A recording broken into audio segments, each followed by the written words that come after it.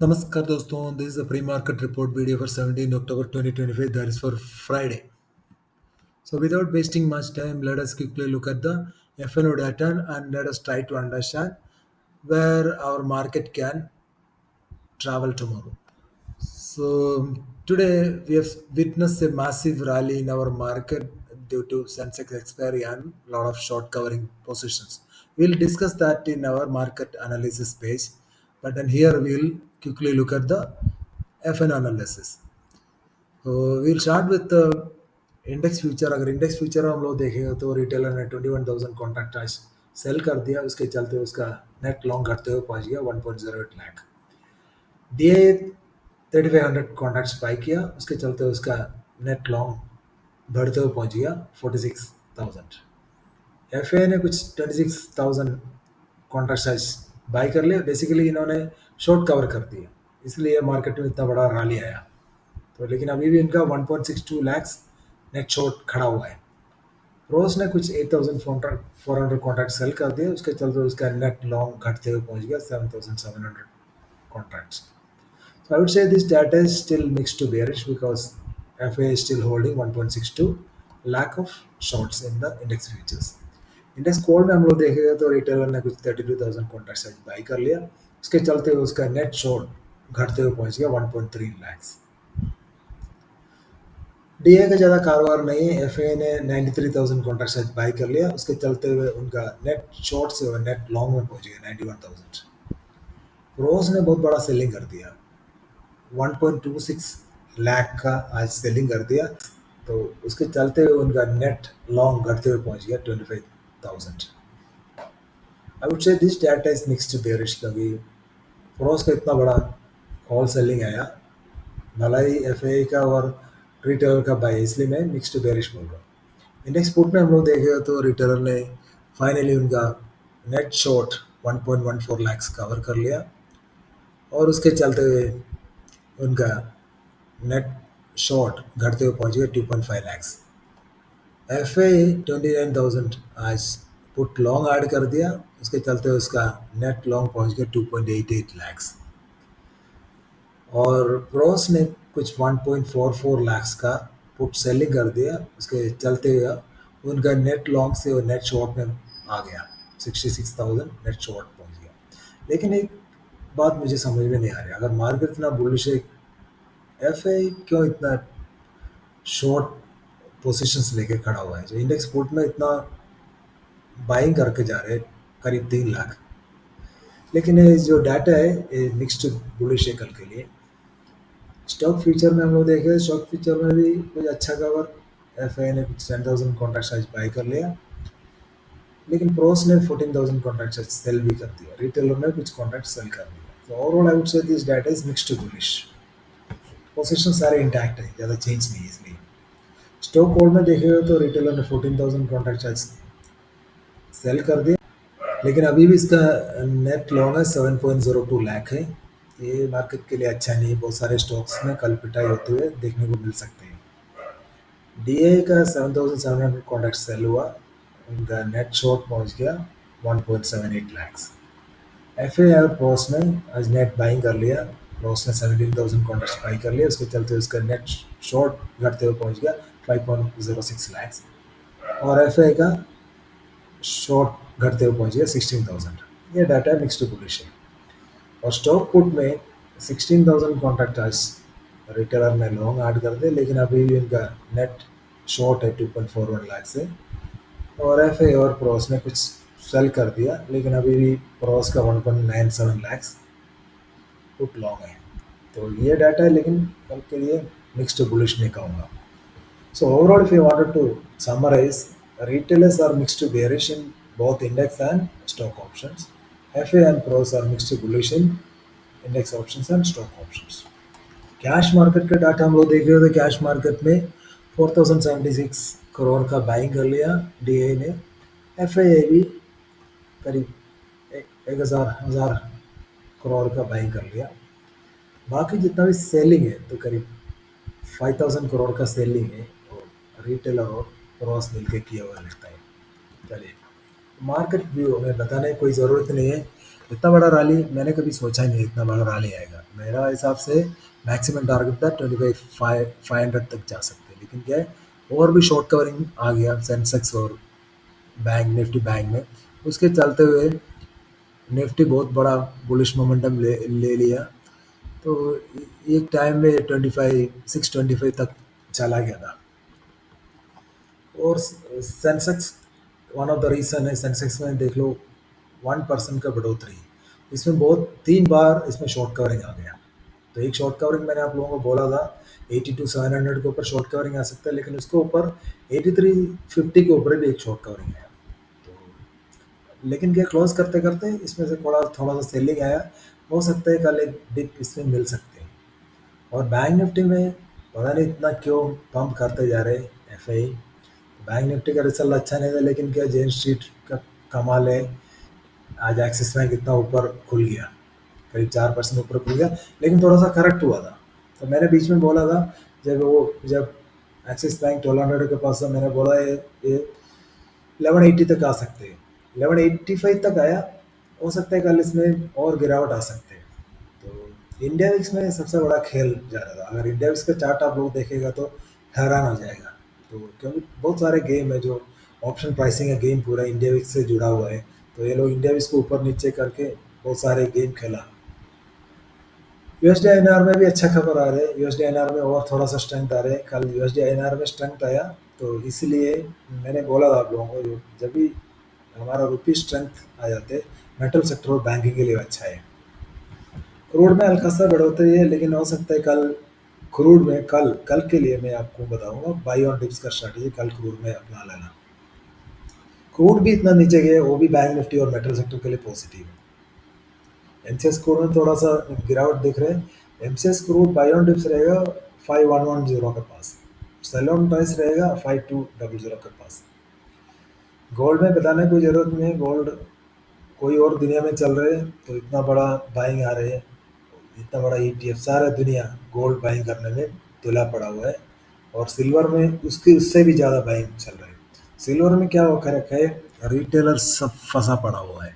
उन लोगों ने करीब 1,40,000 के करीब इसमें से सेलिंग करना शुरू कर दिया। अभी आप देख सकते हैं 26,000 को पॉइंट्स इन्होंने गेन गेन कर लिया सिल्वर। ये 26,000 पॉइंट मतलब बहुत बड़ा है।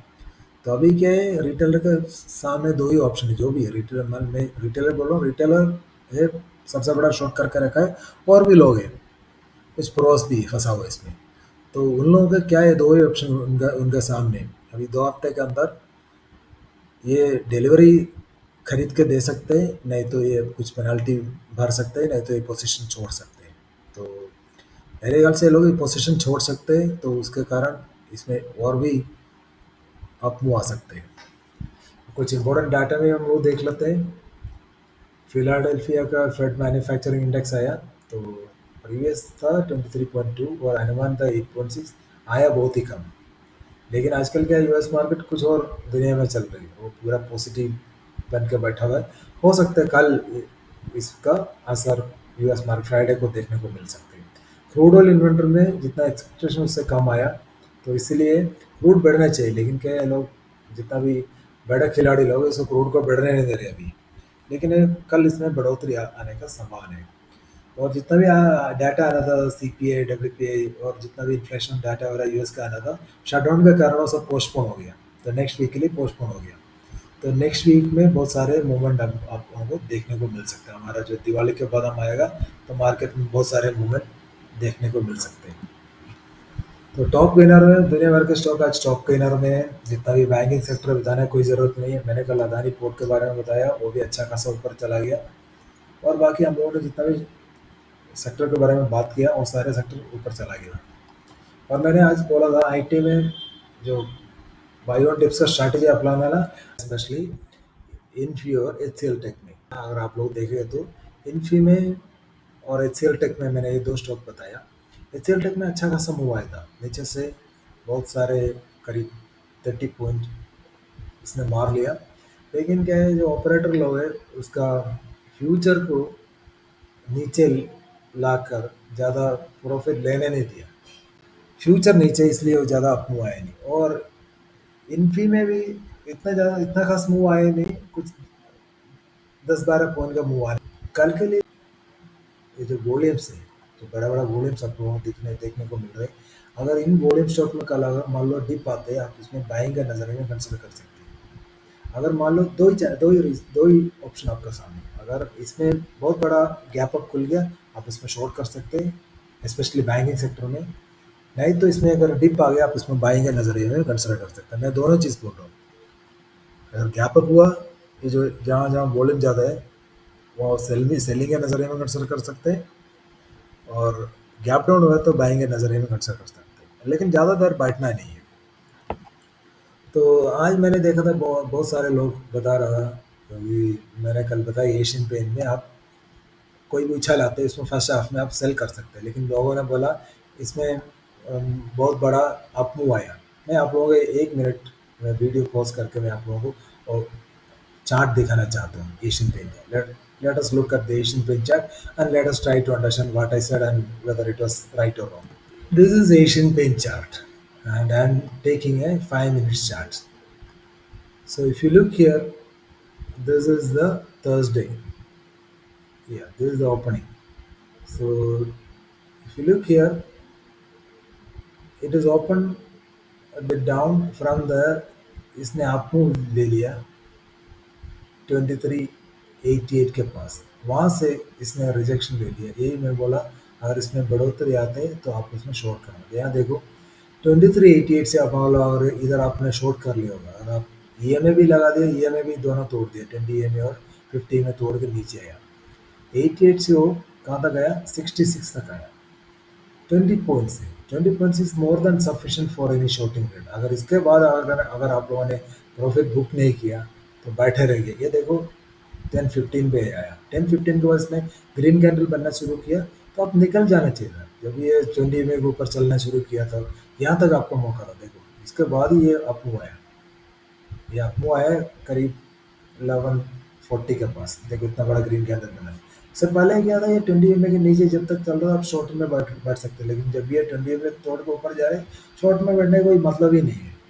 तो मैं ये आप लोग, अगर मान लो पूरा दिन आप लोग इसमें बैठे रहेगा तो आप कभी इसमें प्रॉफिट नहीं कमा सकते।